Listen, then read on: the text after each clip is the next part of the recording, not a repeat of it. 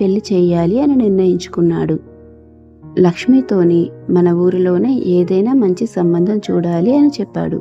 రామయ్య వాళ్ళ ఊరి పంతులు గారికి స్నేహ కోసం చెప్పగా, ఆ పంతులు గారు మన ఊరికి పక్కనే మధురై అనే ఊరు ఉంది. ఆ ఊరిలోని వేణు అనే అబ్బాయి ఉన్నాడు. ఆ అబ్బాయి చాలా మంచివాడు. తల్లిదండ్రులు లేకపోయినా వేణు చాలా బుద్ధిమంతుడు. స్నేహకి ఈ సంబంధం సరైనది అని చెప్పాడు. రామయ్య మధురైకి బయలుదేరాడు.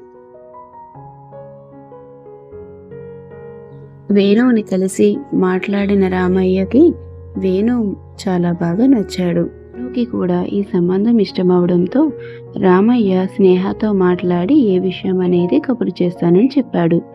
రామయ్య ఇంటికి వచ్చి లక్ష్మి స్నేహతోని వేణు కోసమంతా చెప్పాడు.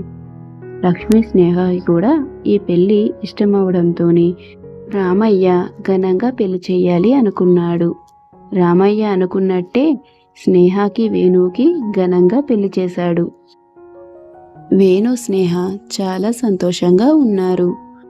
స్నేహకి కొత్త ఇల్లు, కొత్త వాతావరణం చాలా బాగా నచ్చింది.